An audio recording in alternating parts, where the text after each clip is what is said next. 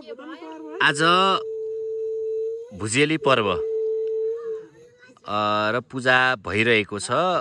विशेष गरी अब यो भुजेल जातिको यो पूजा चाहिँ किन महत्त्वपूर्ण छ भन्ने विषयमा आज चाहिँ हामी हाम्रो भुजेल समाज सेवा समितिको केन्द्रीय उपाध्यक्षज्यू जो रामगोपाल भुजेल हुनुहुन्छ उहाँसँग हामी कुराकानी गर्छौं र उहाँलाई हामी ठ्याक्कै देखाउँछौं।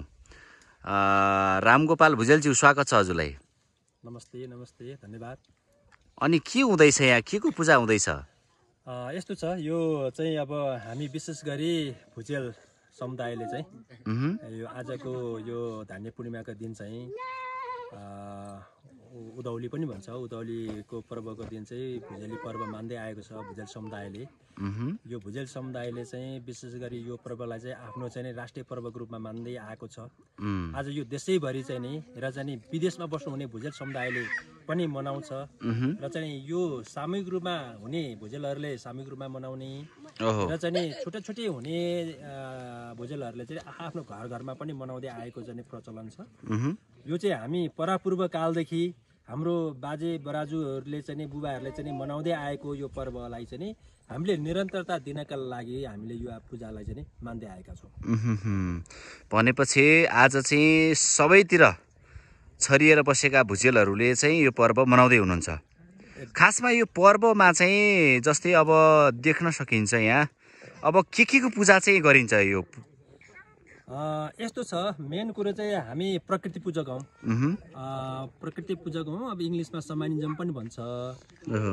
यो कारणले गर्दाखेरि हामी आदिवासी जनजाति मध्येको चाहिँ हामी एउटा सीमान्तकृत वर्गमा पर्ने चाहिँ भुजेल समुदाय।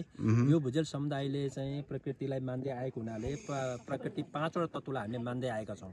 त्यसमा जल, जमिन, जङ्गल, सूर्य र वायु, साथै हामीले चाहिँ पितृलाई नै मान्छौँ र चाहिँ हामीले यो जस्तै 5 वटा तत्त्वले भोक नखाने भएको कारणले गर्दाखेरि हामीले सिकारीलाई पनि मान्दै आएको छौँ। सिकारी भनेर चाहिँ वनको राजा भन्छ, सिकारीलाई पनि हामीले मान्छौँ र त्यहाँ चाहिँ बलि दिन्छौँ होइन। जस्तै अब जे छ त्यो बलि दिन्छौँ। जस्तै कोहीले हाँस दिन्छ, कोहीले चाहिँ कुखुरा दिन्छ, कोहीले बोका दिन्छ होइन, त्यसरी मान्दै आएको छौँ। विशेष गरी यो 5 वटा तत्त्व हामीले मान्ने भनेको जललाई हामी उपासना गर्छौँ।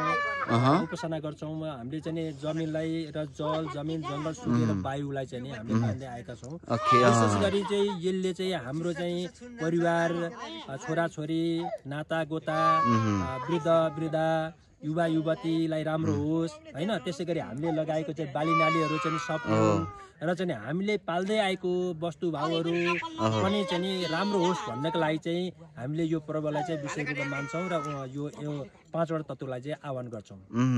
ल हस् त, यहाँलाई धन्यवाद छ। धन्यवाद।